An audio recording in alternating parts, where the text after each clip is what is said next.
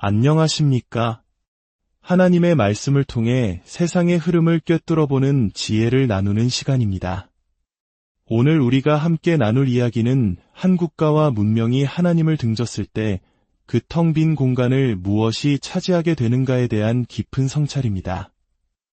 이 이야기는 비단 먼 나라의 이야기만이 아니라 오늘을 살아가는 우리 모두에게 영적인 경고와 함께 놀라운 희망의 메시지를 전하고 있습니다.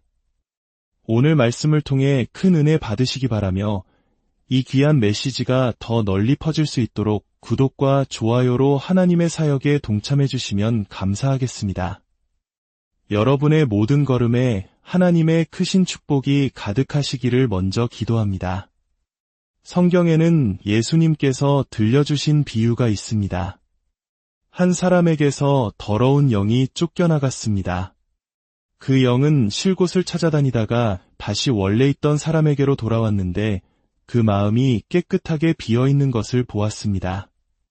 그러자 그 영은 자신보다 더 악한 다른 7영을 데리고 들어가 그 사람의 속을 차지해버렸고 그 사람의 나중 형편은 처음보다 더욱 심하게 되었다는 이야기입니다.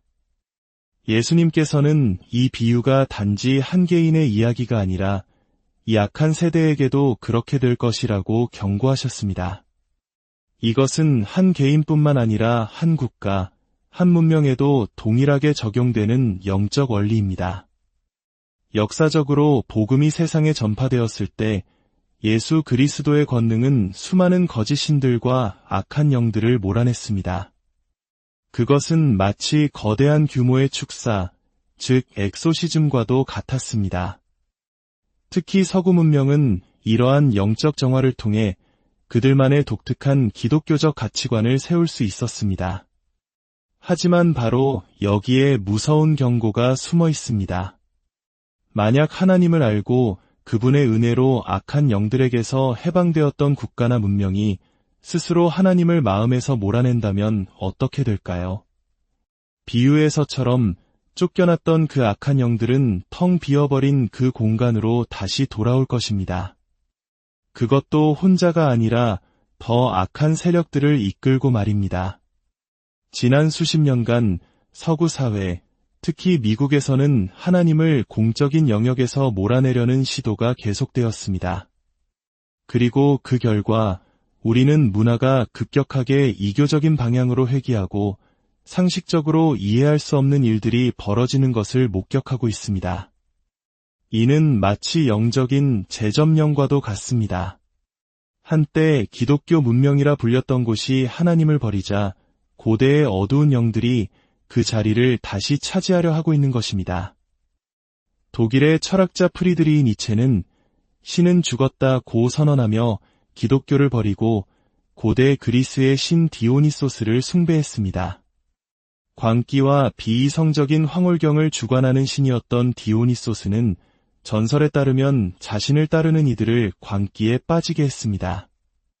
놀랍게도 니체 자신도 결국 정신착란에 빠져 말년에는 자신의 이름 대신 디오니소스라고 서명했다고 전해집니다. 그의 사상은 이후 아돌프 히틀러와 나치 정권에게 지대한 영향을 미쳤고 그들이 예수 그리스도를 버리고 이교주의를 택했을 때 어떤 끔찍한 결과가 초래되었는지는 역사가 증명하고 있습니다. 그렇다면 이 고대의 영적 원리가 현대사회, 특히 오늘날의 지도자들에게는 어떻게 나타나고 있을까요? 놀랍게도 성경에는 이 현상을 설명하는 놀라운 패턴, 즉 템플릿이 존재합니다. 고대 이스라엘이 하나님을 떠나 타락의 길을 걸을 때 그 중심에는 국가를 이끌었던 왕과 왕비들이 있었습니다. 성경에 기록된 이들의 삶은 단순한 과거의 역사가 아닙니다. 이들은 마치 오늘날 현대 지도자들의 행동과 운명을 미리 보여주는 원형 또는 템플릿의 역할을 하고 있습니다. 한 예언 연구가의 주장에 따르면 이 고대의 템플릿은 놀라울 정도로 정확하게 현대 미국의 지도자들에게 적용되고 있습니다. 이 템플릿은 단순히 그들의 성향뿐만 아니라 그들의 삶에서 일어나는 주요 사건, 심지어 그 사건이 일어나는 시점까지도 예고하고 있습니다. 빌 클린턴부터 버락 오바마, 힐러리 클린턴, 그리고 도널드 트럼프에 이르기까지 각 지도자 뒤에는 그에 상응하는 고대 이스라엘의 왕이나 왕비가 존재한다는 것입니다. 예를 들어 빌 클린턴의 원형으로 지목되는 한 이스라엘 왕은 자신의 스캔들을 고백한 지 정확히 3년 후에 국가에 큰 재앙이 닥치는 경험을 합니다. 놀랍게도 빌 클린턴이 특정일에 자신의 스캔들을 고백한 후 정확히 3년이 지난 바로 그날, 바로 그 시간에 11분의 9 테러라. 하나님께서는 이런 놀라운 평행 이론을 우리에게 보여주시는 걸까요? 첫째, 하나님께서는 성경의 모든 단어와 인류의 모든 역사를 주관하시는 분임을 보여주십니다. 둘째, 이 패턴을 통해 우리가 현재 어떤 영적 시대에 살고 있는지, 무엇이 하나님의 뜻이고 무엇이 그것을 대적하는지를 분별하게 하십니다. 그리고 마지막으로 모든 것을 주관하시는 하나님을 보며 절망 속에서도 희망을 찾게 하시는 것입니다.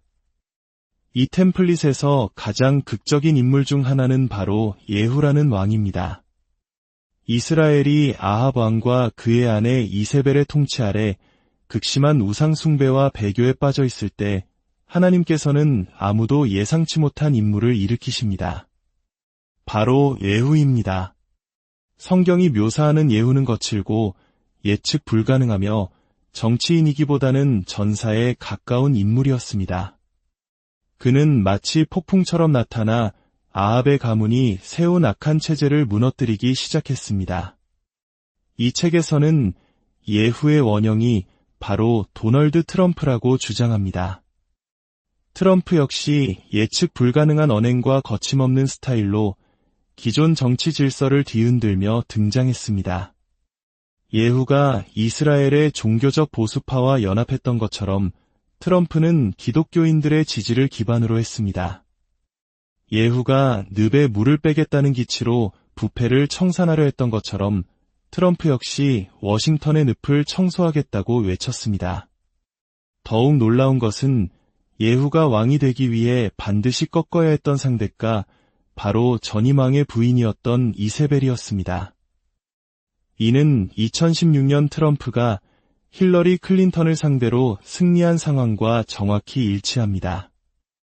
심지어 힐러리 클린턴과 이세벨이 국가 무대에서 활동한 기간까지도 놀라울 정도로 유사한 패턴을 보입니다. 더 나아가 이 템플릿은 트럼프가 정치 무대에 사람들은 트럼프가 2015년이나 2016년에 정치를 시작했다고 생각하지만 사실 그는 2000년에 이미 개혁당 후보로 대선에 출마한 적이 있습니다.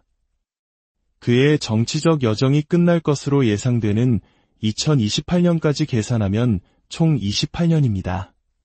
성경을 펴보면 예후가 이스라엘을 다스린 기간이 바로 28년이라고 기록되어 있습니다. 그렇다면 조 바이든의 원형은 누구일까요? 여호람이라는 왕에게서 그 패턴을 찾을 수 있습니다. 여호람 왕의 통치 시기, 이스라엘은 국경을 무단으로 넘어오는 이민자들 문제로 골머리를 앓았습니다. 또한 그의 통치 초기에 이는 바이든 행정부 초기의 아프가니스탄 철군 사태를 떠올리게 합니다. 여호람 시대의 이스라엘은 오늘날의 이 역시 최근의 사건과 섬뜩할 정도로 유사합니다. 그리고 여호람은 통치 말년에 육체적으로 쇠약해지는 문제를 겪었습니다. 바이든의 건강 문제 역시 계속해서 논란이 되고 있습니다. 더욱 소름 돋는 것은 그들의 아들에 관한 이야기입니다. 여호람에게는 아하시야라는 막내 아들이 있었습니다. 바이든에게도 막내 아들 헌터가 있습니다. 히브리어로 아하시야라는 이름은 붙잡다라는 뜻의 아하즈에서 유래했습니다. 이 붙잡다는 단어는 고대 독일어로 헨텐이 되는데 이것이 바로 사냥꾼을 의미하는 이름 헌터의 어원입니다. 이 모든 것은 무엇을 의미할까요? 이는 단순히 흥미로운 역사적 우연의 일치가 아닙니다. 이것은 영적인 세계에서 벌어지고 있는 거대한 전쟁을 우리에게 보여주는 신호입니다. 이야기의 중심에는 아바타라는 개념이 있습니다. 아바타는 본래 힌두교에서 신이 인간의 형상으로 나타난 존재, 즉 신의 화신을 의미합니다. 고대에는 파라오나 왕들이 신의 아바타로 여겨졌습니다. 만약 악한 영이 한 나라의 지도자를 자신의 아바타로 삼을 수 있다면 그 영은 그 나라 전체를 지배할 수 있게 됩니다. 이 책에서는 카멀라 해리스 부통령에게서 이 아바타의 개념을 발견합니다. 그녀는 힌두교의 최상위 계급인 브라만 가문 출신이며 브라만 가문은 전통적으로 신들의 인간 아바타를 배출하는 가문으로 알려져 있습니다. 즉, 그녀의 이름은 여신 카멀라라는 뜻이 됩니다. 더욱 놀라운 것은 그녀가 태어난 날이 힌두교 달력으로 바로 그 여신 카멀라를 기리는 축제일 사라드 푸르니마였다는 사실입니다. 인도 전역에서 카멀라의 강림을 축하하며 그 이름을 외치고 있을 때 그녀가 세상에 태어난 것입니다. 이것은 그저 우연일까요? 반면 도널드 트럼프가 태어난 날은 이교도의 축제일이 아닌 성경적인 거룩한 날과 연결되어 있습니다. 그는 유대인의 안식일이 시작되는 금요일에 태어났습니다. 매 안식일에는 전 세계 유대인들이 함께 읽도록 지정된 성경 구절이 있는데 그가 태어난 날의 안식일에 지정된 성경 구절의 마지막 부분에는 이런 내용이 나옵니다. 하나님께서 하나의 악기, 즉 트럼펫을 세상에 가져오라고 명령하신다. 전 세계에서 그의 탄생을 알리는 안식일에 트럼프 즉 나팔에 대한 말씀을 읽고 있었던 것입니다. 하지만 하나님께서는 그 나팔을 사용하십니다. 고대 히브리인들은 악한 영이나 거짓 신들을 몰아낼 때 바로 이 나팔을 불었습니다. 이는 트럼프라는 인물이 하나님의 손에 들린 나팔처럼 미국 사회에 깊숙이 파고든 반성경적인 흐름을 되돌리는 역할을 하고 있음을 상징적으로 보여줍니다. 최근 있었던 트럼프 암살 미수 사건 역시 놀라운 영적 상징을 담고 있습니다. 고대 이스라엘에서 제사장을 세울 때는 특별한 성별 의식을 치렀습니다. 후보자의 오른쪽 깃불과 오른손 엄지, 그리고 오른발 엄지에 희생제물의 피를 발라 그를 하나님께 거룩하게 구별했습니다. 암살 시도 당시 총알은 트럼프의 오른쪽 귀끝을 스치고 지나가 피를 냈습니다. 그가 가장 먼저 한 행동은 오른손을 들어 피를 만지는 것이었고 피는 그의 오른손 엄지에 묻었습니다. 그리고 제사장의 발에 피를 바르기 위해서는 신발을 벗겨야 했는데 암살 시도 직후 경호원들은 그를 바닥에 엎드리게 이 의식은 7일 동안 진행되었습니다. 피가 그의 귀에 닿은 첫째 날부터 히브리식으로 날짜를 계산하면 7일째가 되는 날밤 트럼프는 전 세계가 지켜보는 앞에서 대통령 후보 지명을 공식적으로 수락했습니다. 이는 마치 고대의 제사장이 7일간의 성별 의식을 마치고 직무를 수행할 예복을 받는 것과 같은 모습이었습니다. 우리는 트럼프가 제사장이라고 말하는 것이 아닙니다. 다만 하나님께서 한 인물을 당신의 목적을 위해 어떻게 사용하시고 그 과정에 어떤 영적인 표징을 남기시는지를 보고 있는 것입니다. 그 목적은 바로 부흥을 위한 기회의 창을 여는 것입니다. 이 모든 사건들은 우리에게 경고합니다.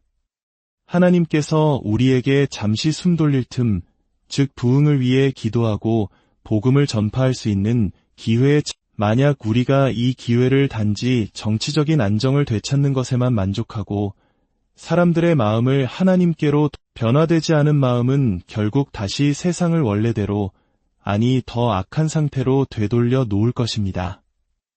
쫓겨났던 영들이 더 큰 세력을 이끌고 돌아올 것입니다. 그러므로 지금은 그 어느 때보다 간절히 부흥을 위해 기도하고 담대하게 복음을 전하며 우리 스스로가 부흥의 삶을 살아내야 할 때입니다. 마지막으로 최근 인터넷을 통해 퍼지고 있는 특정 날짜에 휴거가 일어날 것이라는 소문에 대해 지혜롭게 분별할 필요가 있습니다. 한 아프리카 목사의 환상이나 요한계시록 12장의 여인과 용에 대한 천문학적 해석을 근거로 특정 날짜가 거론되고 있습니다. 하지만 우리는 매우 신중해야 합니다.